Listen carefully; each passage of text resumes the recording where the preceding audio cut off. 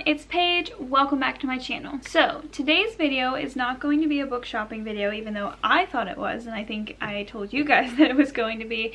But I am going to be sharing something a little bit interesting with you today. So today's video is going to be a TBR video, but I'm going to show you not only books that I want to read in the very near future, but I'm also going to show you all of the books that I have to read going back to school. For a quick background, in case you're new here or haven't heard me say this before, I am an education student. I'm going for my certification to teach English for grades 7 through 12. And so since I'm taking English education classes, I also have to read some classic novels that are frequently taught in high school classrooms or middle school classrooms. Even though I, like all other school children, read books for English class, I definitely didn't read many of the classics that are associated with high school. So even though some of these books that I'm about to show you have been read by probably a lot of you or just a lot of American teenagers, I personally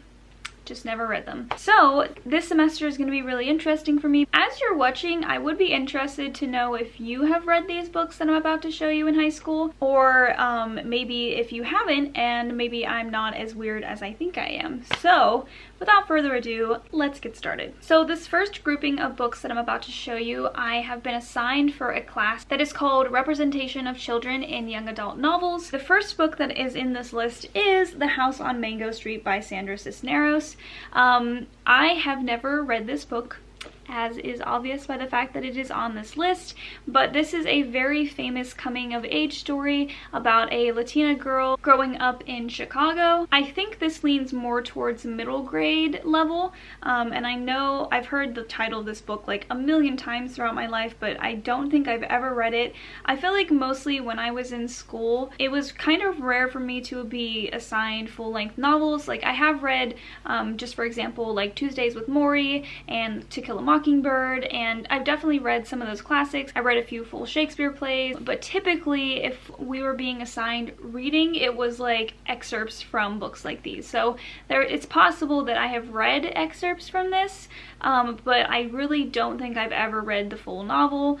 I wouldn't even really be confident to tell you that I've read excerpts. I'm just letting you know that it's possible that some of these novels are going to be familiar to me because of different like little assignments that I've read, but I really have no idea. It seems very, very short, which I do deeply appreciate. Yeah, this is 110 pages. As a college student, you'll understand that that is really appealing to me because sometimes work really builds up, and having a shorter novel to read, which you will then write like 2 or 3 essays about or do group discussions about, it just makes it so much easier. The next book I have is The Absolutely True Diary of a Part-Time Indian by Sherman Alexie. I am actually so excited to finally be reading this novel. What I like about, what I know of this novel is that this story, while it is fiction, is based off of the author's own experiences. So this is about a Native American boy named Junior who has grown up on a Spokane Indian reservation. He is a talented cartoonist and he has big dreams, and he decides that he's going to take his destiny into his own hands and go and apply to be in an all-white like farm town high school. So he gets in, and the only other Indian or like Native American is the school mascot. I think getting to see Junior's journey in this book is really gonna be enlightening and just a great experience for me. This also leans more towards young adults, so I feel like it's going to be more mature, and it is set in high school, so I'm excited about that. Okay, so this next book that I'm about to show you might seem surprising to you. Like, I actually don't think I was aware that people read this in high school, but that is The Turn of the Screw by Henry James. This is a classic horror mystery novel, I think set in the 19th century. I love horror novels. I absolutely love scary stories. In fact, I'm already thinking about my TBR for Halloween. Like, trust me, as soon as September hits, it's gonna be all Halloween from there on out until October is like well over. So I am very excited to read this, especially because people consider this to be one of the most like renowned, classic, and scary ghost stories in history, I guess. It follows a English governess who comes to a house to watch over 2 young children. When she arrives, things seem to be pretty normal, and then all of these supernatural occurrences start to take place. Clattering chains, demonic noises, and melodramatic techniques. So I'm just very excited. I think this book is going to be super atmospheric, and it is gloriously short. So this is 87 pages. I will fly through this, and I will be so glad. I hope that this is assigned near Halloween. I feel like it might be, but I haven't really looked at the syllabus yet. Okay, since we're already kind of on the Dover Thrift editions, the next book that I have been assigned to read is The Adventures of Huckleberry Finn by Mark Twain. So I actually have already read this, or at least read most of it, and I do own this in a more classic edition. But obviously I don't want to be towing around like my classic bookshelf to the college, so I decided to get this edition so that I can kind of do what I want with this. I think all of these books are used, just so you know, so I got them pretty cheap. I'm not sure really how to give a synopsis of this book, but it really is kind of that like classic coming-of-age boyhood story that takes place in, I think, Mississippi. Huck Finn is such an iconic character. For some reason I associate him with Peter Pan. I really don't know why. Maybe it's just like the air of mystery and like adventure, but for some reason when I picture Huck Finn, I just automatically picture Peter Pan. I don't know. I'm glad that I was assigned this just because I do have some familiarity with it. I think I remember really liking the movie. I think there's a movie. There has to be a movie for this, and I feel like I vividly remember watching it a lot as a kid. So that being said, I just feel like it's going to be nice to return to The Adventures of Huckleberry Finn. Okay, we have one more book in this group, and then I will show you 3 like contemporary books that I personally just want to read. So the last book that I have been assigned to read, apart from textbooks, which trust me, I will be reading a lot of textbooks. But anyway, the last book is The Catcher in the Rye by J.D. Salinger. I'm kind of upset that I bought this. For some reason I forgot that I actually have another copy of this that's smaller and probably nicer to carry around. And I think I showed myself hauling this. Can't remember where I got it, but yeah. So now I have 2. I have never even come close to reading this novel, and it's like shameful. Like, I don't really believe in book shaming, like whether you've read something or not read something. Like, I feel like that's not a point of shame, but it just feels like everyone in the world has read this novel, and I have not. I really don't have any expectations about what it's going to be like. I tried to read the synopsis, but it's a little bit confusing. I guess suffice to say that this is another young adult coming-of-age story about a boy named Holden Caulfield, who is a native New Yorker, and he one day decides to leave his Pennsylvanian prep school in order to go underground in New York. I don't know what that means precisely. There's a lot of like vague praises about this book that I'm sure it must be good, but that's all I can tell you. If, in case you, like me, have also not read the book, I really don't know. This is longer as well, so this is about 277 pages. So not terrible, but like I said, just a little bit longer. Nevertheless, I can at least say by the end of this semester that I have read The Catcher in the Rye. So now, after I read this, then I just need to read like Catch-22 and all those other classics that I embarrassingly have never even picked up the synopses for. But anyway, now that we're kind of done with the assigned readings portion of this TBR, I'm going to show you 3 books that I really want to get to very soon. First up, no surprise, it's a fantasy novel, and that is Dune by Frank Herbert. This isn't just like a fantasy novel, it's a classic science fiction novel.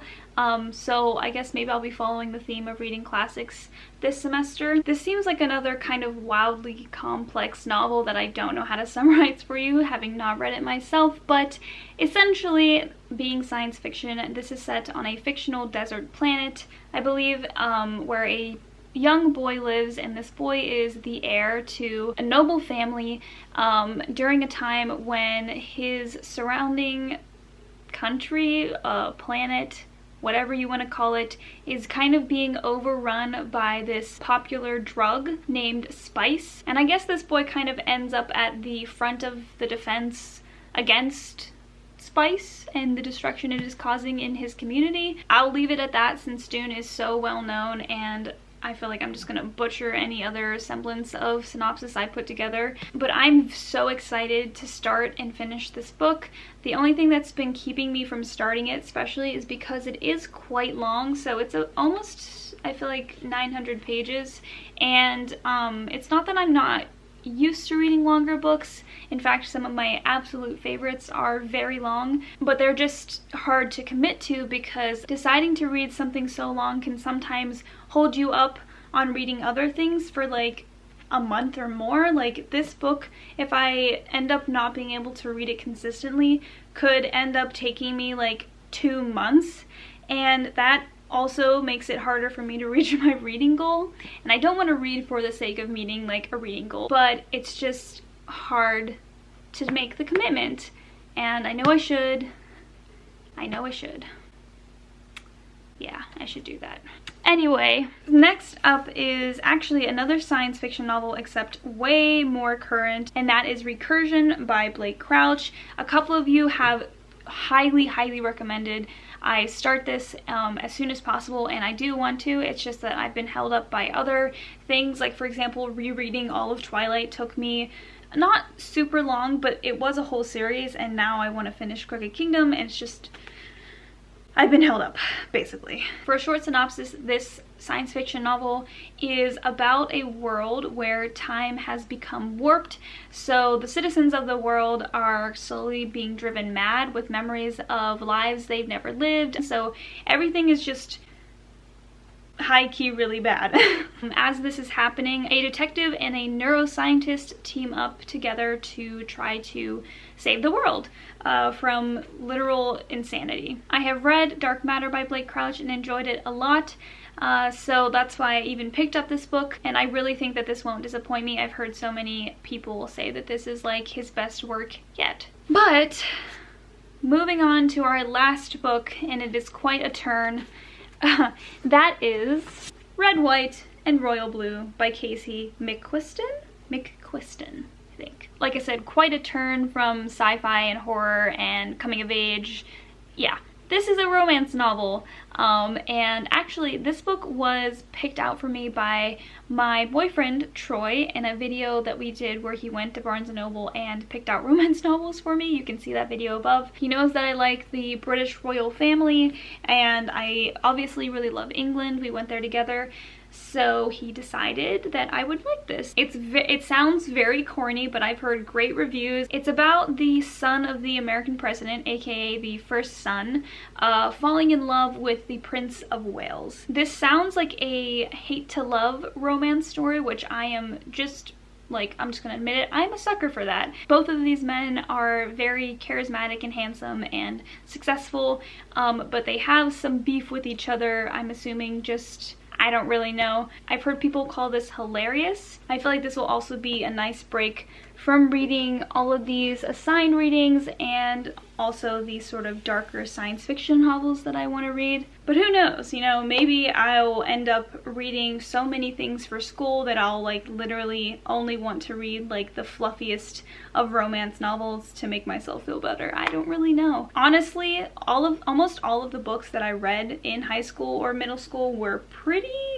depressing. I feel like I'm not going to be in the best mindset. We'll see what happens. Anyway, that was my TBR back to school list. If you have one as well, feel free to drop it below and let me know what yours is. I hope that you enjoyed this video. If you did, please like, comment, and subscribe.